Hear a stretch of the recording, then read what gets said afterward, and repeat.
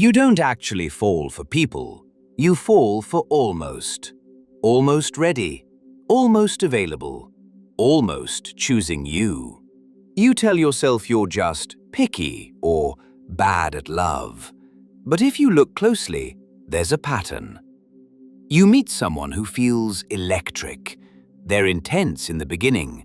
They say big things, or you imagine big things they never really promised.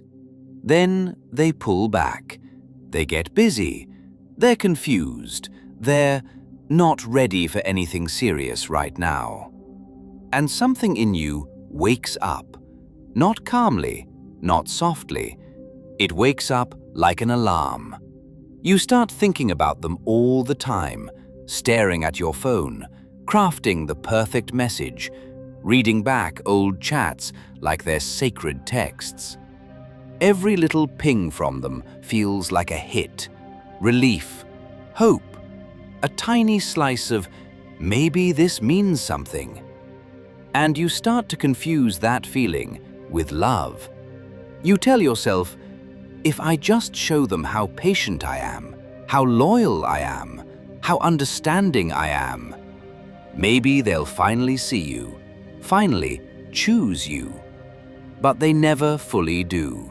And somehow, you still stay. If this sounds painfully familiar, you're not stupid, and you're not weak. Your nervous system is doing something it learned a long time ago. Let's talk about your brain for a second. Not your personality, not your worth, just your wiring. Your brain loves patterns, especially patterns that come with unpredictable rewards. When someone is hot and cold with you, their attention becomes a kind of slot machine. You don't know when the next win is coming, the long reply, the late-night call, the sudden burst of affection. So you keep pulling the lever, reaching out, checking their socials, replaying old memories. This is called intermittent reinforcement. It's one of the fastest ways to get a brain hooked on something. Your nervous system starts to mistake anxiety plus relief for chemistry. Your heart races when they pop up. Your stomach drops when they pull away. Your thoughts spin when they're silent. And your body quietly labels that whole roller coaster as love. At the same time, someone kind and consistent can feel flat, safe, predictable, boring even. Not because they're wrong for you, but because your nervous system doesn't know what to do with calm. Calm has never meant safe for you. Calm has often meant the part before the next storm. So of course your body trusts intensity more than peace. Of course you lean toward the person who makes you feel a little bit sick and call it butterflies. You're not broken. You're familiar. This pattern usually doesn't start with romance. It often starts in rooms where you were small and the people you loved were unpredictable. Maybe love in your house was something you earned.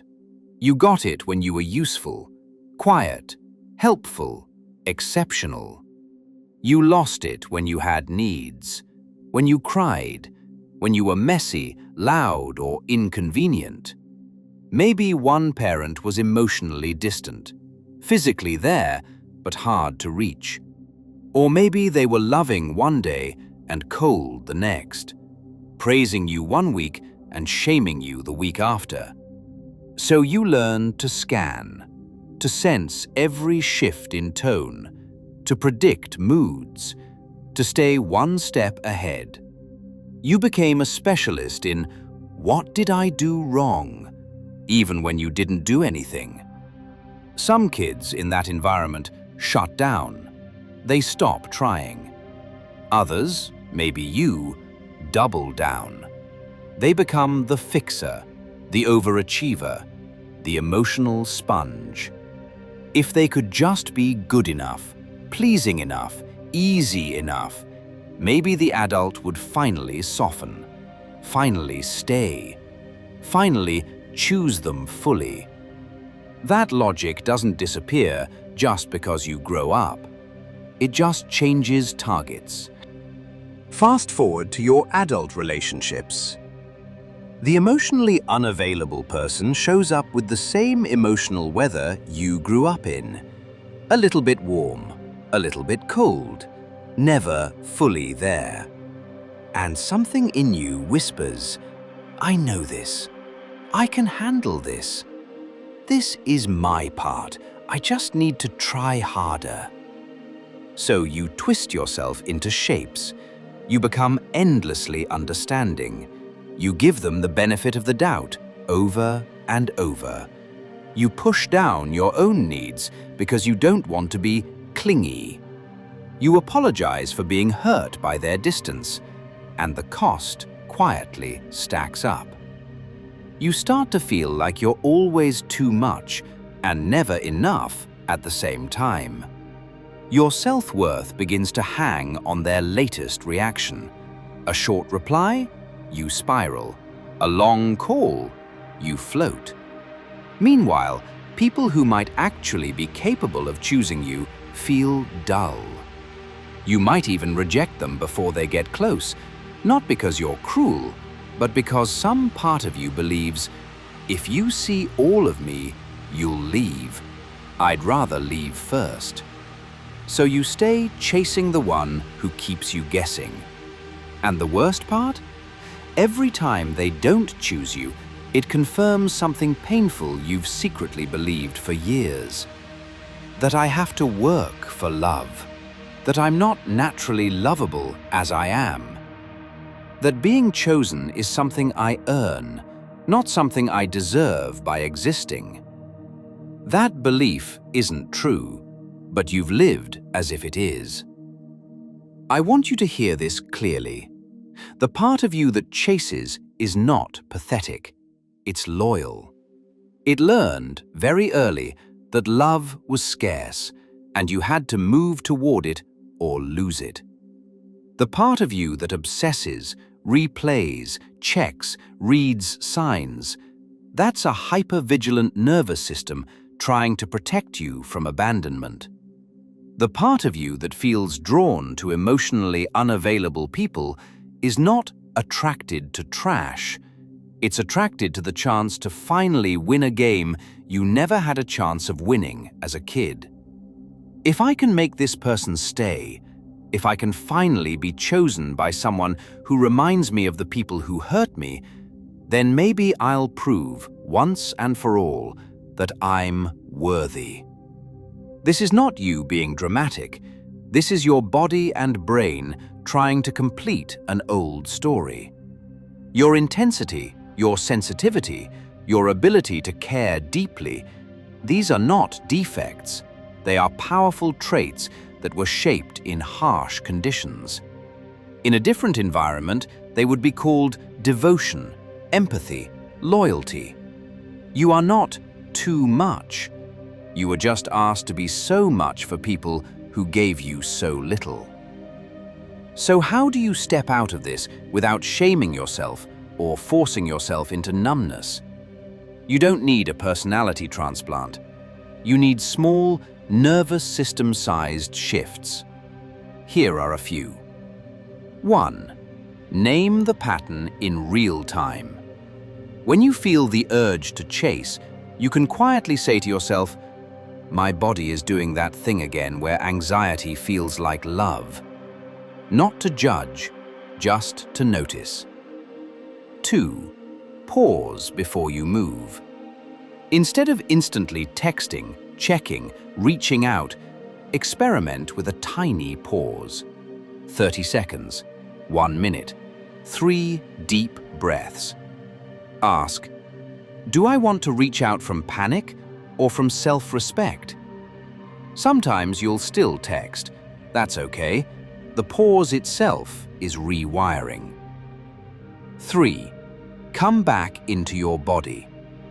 When you're waiting for a reply, your mind leaves your body and goes into the other person's phone. Try simple grounding. Feel your feet on the floor. Press your hands together. Name 5 things you can see. Tell your nervous system, I'm here. I'm safe right now, even if I feel rejected. 4. Get curious about boring people. When someone kind and consistent feels dull, instead of dismissing them, notice that reaction.